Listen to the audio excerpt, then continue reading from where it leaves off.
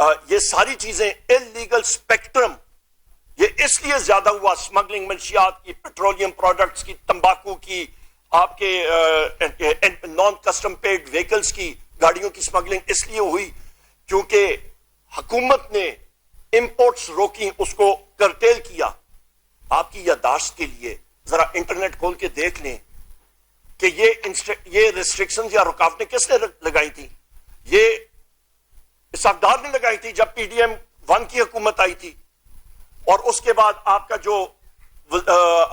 جو یہ care taker government آئی تھی اس نے لگائی تھی، اس نے کنٹینیو کی ہیں، آج تک وہ جاری ہے، اور میں نے اپنے بجٹ سپیچ میں بھی اس کے بارے میں ذکر کیا۔ تو پھر ذمہ دار کون ہوا؟ اس کو جا کے پکڑیں، وہ تو آپ کے اپنے حکمران ادھر بیٹھے ہوئے ہیں، تو ان سے جا کے پوچھ گچھ کریں۔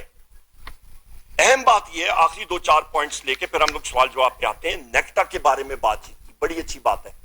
نیکٹا بنا تھا 2008 میں، 8 کے بعد شروع ہوا اس کے اوپر، پھر انیکٹ ہوا، پھر قانون سازی ہوئی وغیرہ وغیرہ، رپورٹس آئیں، تقریباً آپ کے 13 اور تقریباً یہ 15-16 سال سے زیادہ ہے۔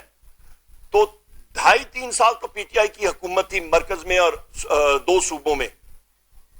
ہم لوگ یہ پوچھنا چاہتے ہیں کہ 3 سال کو علیحدہ کر کے آپ یہ، اور ان 3 سالوں میں دیکھیں کہ دہشت گردی کم ہوئی یا زیادہ ہوئی، اور اس کو ہم لوگ ڈنکے کی چوٹ پہ بات کریں گے کہ دہشت گردی اس دور میں وزیر اعظم عمران خان صاحب کے ٹائم پہ کم ہوئی، زیادہ ہوئی تو کس کے دور میں ہوئی، اس کو پھر سامنے لائیں۔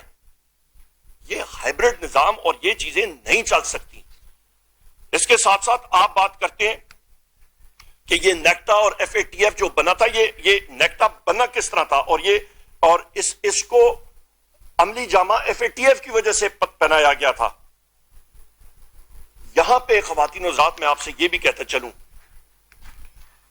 کہ جو ہمارے وزیر اعلیٰ علی امین خان گنڈاپور صاحب نے بڑی اچھی سٹیٹمنٹ دی ہے کل، اور انہوں نے کہا ہے کہ جو لوگ ریاست کا نام لے کے کور لیتے ہیں ان کو ایکسپوز کریں، ان کو سامنے آنا چاہیے۔ جو بنو کا حادثہ ہوا، ہمارے لوگ بھی گئے، ہماری ساتھی بھی وہاں پہ گئے مرہم رکھنے کے لیے۔ ہم نے کیا بات کی؟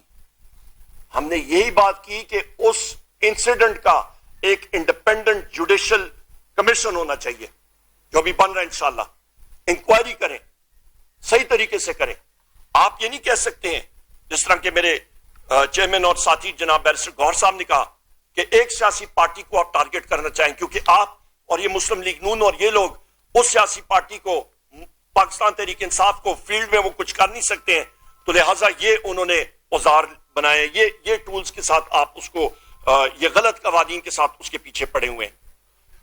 میں خواتین و ذات آخر میں آخری ایک چیز بات کر کے پھر ہم لوگ کوشچن آنسر کا شروع کرتے ہیں۔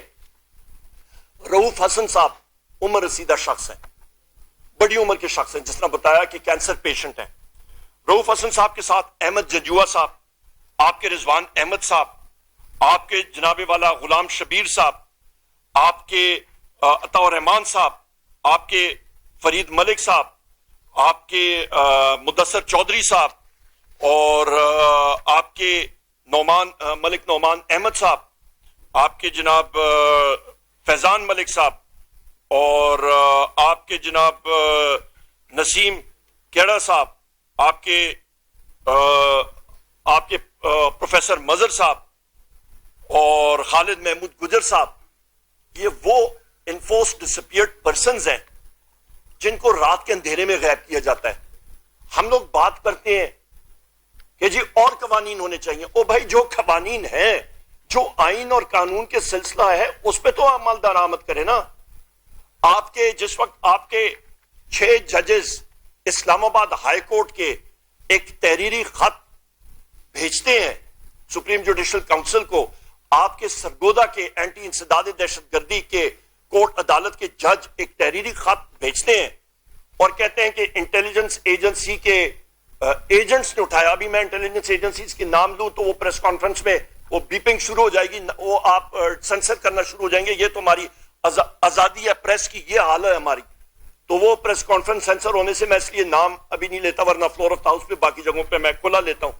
سو لہٰذا مجھے یہ بتائیں کہ جہاں پہ آپ بات بھی نہیں کر سکتے ہیں، آپ کی بات کرنے پہ قطعاً، آپ کی سوچ پہ قطعاً، آپ کا رول ماڈل غیر جمہوری ممالک اور غیر جمہوری حکومتیں آپ کیسے مقابلہ کریں گے؟ اور آپ کے اپنے جو حکمران ہیں وہی سب سے بڑے چور اور ڈکیت بیٹھے ہوئے ہیں اور آپ ان کی حفاظت، ان کو تحفظ دے رہے ہیں. تو لہذا خدا را یہ چیزیں نہ کریں.